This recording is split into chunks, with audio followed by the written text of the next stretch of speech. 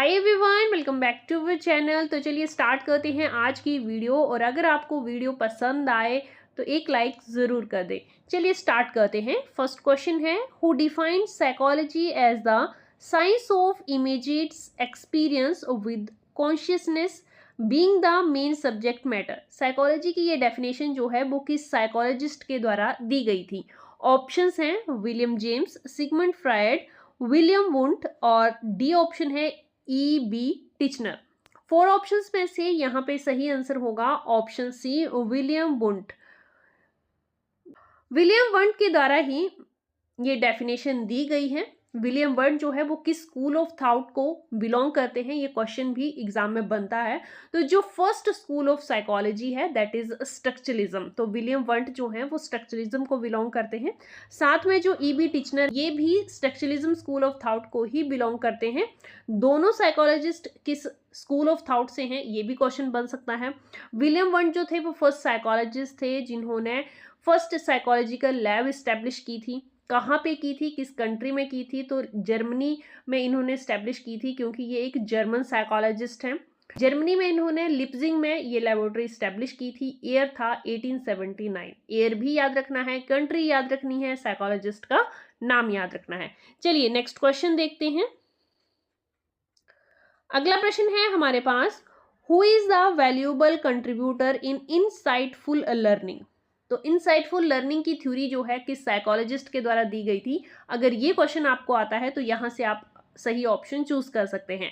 Options हैं Thorndike, B F Skinner, Ivan Pavlov and D option है Kohler. तो यहाँ पे सही आंसर होगा ऑप्शन डी कोहलर।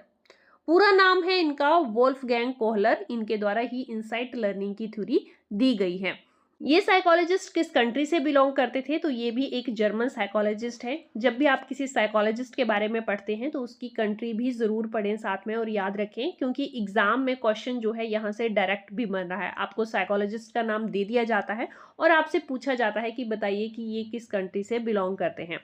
बात करें अदर ऑप्शंस की, तो थॉर्नडाइक ने कौन सी थ्योरी दी है? तो ट्रायल एंड एरर थ्योरी जो है वो थॉर्नडाइक के द्वारा दी गई है। लॉ ऑफ लर्निंग भी थॉर्नडाइक के द्वारा दिए गए हैं, जिसमें से 3 प्राइमरी लॉ थे और बाकी जो है 5 सेकेंडरी लॉ थे। टोटल 8 लॉ इन्होंने लर्निंग के दिए हैं, जिसमें से प्राइमरी लॉ से रिलेटेड क्वेश्चन बनता है। और कितने प्राइमरी लॉ थे? 3 थे और सेकेंडरी जो है 5 है। टोटल 8 लॉ इनके द्वारा दिए गए थे। बी एफ स्किनर की बात करें तो बी एफ स्किनर जो है इनके द्वारा ऑपरेंट कंडीशनिंग की थ्योरी दी गई थी। स्किनर जो है वो किस कंट्री से बिलोंग करते हैं, ये आप मुझे कमेंट बॉक्स में बताएंगे। जो भी क्वेश्चन मैं आपसे पूछती हूँ उसका आंसर आप जरूर कमेंट बॉक्स में दीजिए, इससे एक्टिव लर्निंग जो है हमारी रहती है। नेक्स्ट है इवॉन पेब्लोव। तो ये एक रशियन साइकोलॉजिस्ट थे और इनके द्वारा क्लासिकल कंडीशनिंग की थ्योरी दी गई थी। इन्होंने एक्सपेरिमेंट जो है वो किस एनिमल पे किया था? तो डॉग पे इनका एक्सपेरिमेंट रहा है। इनसे रिलेटेड क्वेश्चन भी एग्जाम में बनते हैं, तो सारी चीजें को रिलेट करके आपको याद रखनी है। नेक्स्ट क्वेश्चन है, एक बालक को रात को पढ़ते समय नींद आ जाती है और वह चाय बनाकर पी लेता है, जिससे नींद आना बंद हो जाती है। वह पढ़ाई निरंतर करने लगता है। उपयुक्त उदाहरण है। तो यहाँ पे एक आपको स्टेटमेंट दी है और आपने बताना है कि स्टेटमेंट के आधार पर ये किसका एग्जाम्पल है। ऑप्शंस हैं positive punishment, negative punishment, positive reinforcement या फिर आपके पास डी ऑप्शन है नेगेटिव रीइंफोर्समेंट। अब एक बच्चे को जो है वो नींद आ रही है, उसने चाय बनाई रात को और पी ली, जिससे कि उसकी नींद चली गई और उसने पढ़ाई जो है अपनी कंटिन्यू रखी। तो ये एग्जाम्पल जो है वो है नेगेटिव रीइंफोर्समेंट का। यहाँ पे डी ऑप्शन जो है वो करेक्ट आंसर होगा। पनिशमेंट जो है आप याद रखेंगे, पनिशमेंट और रेनफोर्समेंट में फर्क होता है, दोनों ऑपोजिट हैं। पनिशमेंट जब भी दी जाए, चाहे वो पॉजिटिव हो या नेगेटिव हो, वो आपके बिहेवियर को डिक्रीज करती है, जबकि रेनफोर्समेंट जो है वो बिहेवियर को इंक्रीज करती है। तो यहाँ पे पढ़ाई जो है उसकी कंटिन्यूसली चल रही है, चाय पीने के बाद नींद जो है वो खत्म हो गई है, तो जिससे पढ़ाई कंटिन्यूस चल रही है, तो ये नेगेटिव रेनफोर्समेंट का उदाहरण है।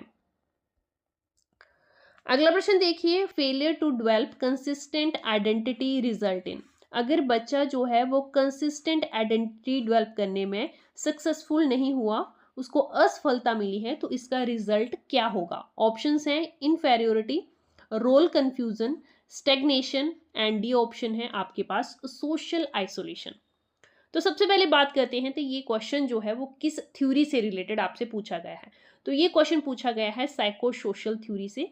ये थ्योरी जो है वो एरिक एरिक्सन के द्वारा दी गई थी। इस थ्योरी में उन्होंने डेवलपमेंट की 8 स्टेजेस बताई हैं।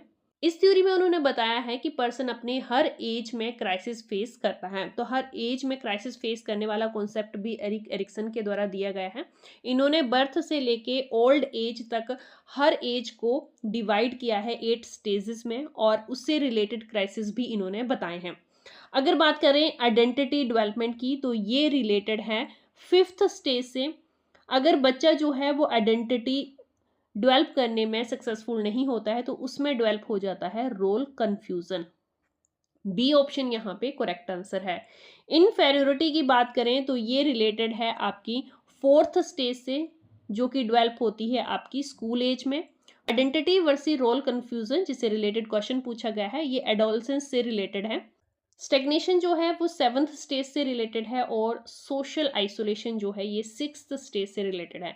तो आपको हर स्टेज का पता होना चाहिए।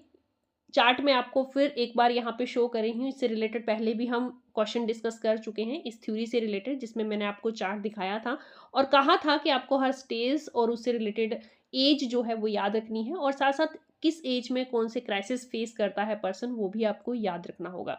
तो यहाँ से देखिए डायरेक्ट ही क्वेश्चन पूछ लिया गया है। हमारा क्वेश्चन जो है वो 5th स्टेज से रिलेटेड है कि अगर बच्चा जो है आइडेंटिटी डेवलप करने में सक्सेसफुल नहीं होता तो उसका रिजल्ट क्या होगा। तो रोल कंफ्यूजन जो है वो बच्चे में आ जाएगा।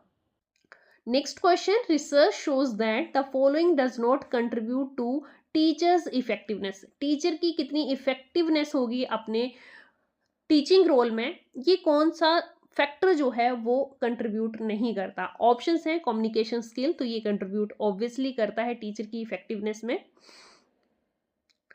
Use of ICT, years of experience, use of student feedback, तो स्टूडेंट्स की फीडबैक भी ये कंट्रीब्यूट करती हैं। यूज ऑफ आईसीटी ये भी कंट्रीब्यूट करते हैं। यहाँ पे सी ऑप्शन जो है वो सही आंसर होगा। ये जो है वो टीचर के इफेक्टिवनेस में कंट्रीब्यूट नहीं करते। एक फ्रेश टीचर भी एक्सपीरियंस टीचर्स के कंपैरिजन अच्छा परफॉर्म कर सकता है अपनी टीचिंग रोल को। तो यहाँ पे जो है सी ऑप्शन सही आंसर होगा कि आपके पास अगर वर्षों का अनुभव भी है तब भी आपकी टीचिंग को इफेक्टिवनेस बनाने में वो योगदान नहीं करेगा। नेक्स्ट क्वेश्चन है, the concepts like introspection and conscious experience are associated with. Introspection ये एक मेथड है साइकोलॉजी का, सबसे पुराना मेथड जो है इंट्रोस्पेक्शन को माना जाता है। और कॉन्शियस एक्सपीरियंस, ये अभी हमने बात की कि कॉन्शियस एक्सपीरियंस जो है वो सबसे ज़्यादा फोकस जो है वो किस स्कूल ऑफ थॉट के द्वारा किया जाता है, वो किया जाता है स्ट्रक्चरलिज्म के द्वारा। तो यहाँ पे संरचनावाद सी ऑप्शन जो है करेक्ट आंसर होगा। इंट्रोस्पेक्शन और कॉन्शियस एक्सपीरियंस इस तरह के जो कॉन्सेप्ट हैं वो रिलेटेड हैं स्ट्रक्चरलिज्म के। अगला प्रश्न है, the evaluation of personality is best method through the use of.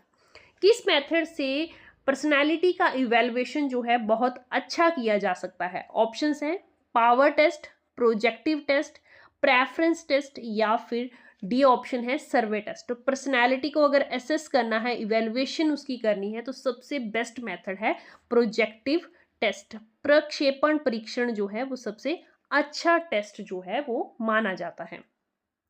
अगला प्रश्न देखिए, on which principle is learning of counting table alphabet based on. आपको बताना है अगर आपको काउंटिंग टेबल्स और अल्फाबेट सीखने हैं तो ये सीखने की प्रक्रिया जो है वो किस सिद्धांत पर आधारित है। ऑप्शंस हैं classical conditioning, operant conditioning, trial and error theory, और डी ऑप्शन है रीइंफोर्समेंट थ्योरी। तो अगर आपको काउंटिंग टेबल्स और अल्फाबेट सीखने हैं तो ये संबंधित हैं क्लासिकल कंडीशनिंग थ्योरी से। ए ऑप्शन जो है यहाँ पे करेक्ट आंसर होगा। क्लासिकल कंडीशनिंग थ्योरी जो है वो किसके द्वारा दी गई थी, पेवलोव के द्वारा दी गई थी, और ये संबंधित है अनुबंधन से। अनुबंधन के द्वारा ही बच्चे काउंटिंग टेबल और अल्फाबेट इस तरह की चीजें सीखते हैं। तो यहाँ पे ए ऑप्शन करेक्ट आंसर होगा। अगला प्रश्न है, what type of psychologist was Skinner. Skinner जो हैं वो किस तरह के साइकोलॉजिस्ट हैं। ऑप्शंस हैं फंक्शनलिस्ट, कॉग्निटिव, एक्सपेरिमेंटलिस्ट, या फिर डी ऑप्शन है बिहेवियरिस्ट। तो स्किनर जो थे, BF स्किनर इनका पूरा नाम है, ये एक बिहेवियरिस्ट टाइप के साइकोलॉजिस्ट थे। डी ऑप्शन इसका करेक्ट आंसर है। अदर साइकोलॉजिस्ट जो बिहेवियरिस्ट फील्ड से हैं और उनका नाम आपको याद रखना है, वो है पेब्लोव, थॉर्नडाइक, वाटसन, गुथ्री, वुडवर्थ, CL हल। ये जो साइकोलॉजिस्ट हैं ये व्यवहारवादी हैं और इनसे रिलेटेड क्वेश्चन भी पूछा जाता है। तो आपको इन साइकोलॉजिस्ट के नाम याद रखने हैं कि ये किस फील्ड से रिलेटेड है। तो ये बिहेवियरिस्ट साइकोलॉजिस्ट हैं। ओके, नेक्स्ट क्वेश्चन देखते हैं। नेक्स्ट क्वेश्चन है MMPI is associated with. MMPI इसकी फुल फॉर्म क्या होती है? मिनेस्टा मल्टीफेसिक पर्सनैलिटी इन्वेंटरी। तो यहीं से पता चल रहा है कि इसका संबंध जो है वो पर्सनैलिटी से है। सी ऑप्शन इसका सही आंसर है। पर्सनैलिटी को मेजर करने के लिए इस टेस्ट का यूज किया जाता है। इसे जो है वो पब्लिश किया गया था फर्स्ट टाइम 1942 में। इसका सेकंड वर्जन जो है वो 1989 में पब्लिश किया गया था। पर्सनैलिटी और मेंटल हेल्थ डिसऑर्डर जो होते हैं, इन दोनों को जो है MMPI के द्वारा एनालाइज किया जाता है।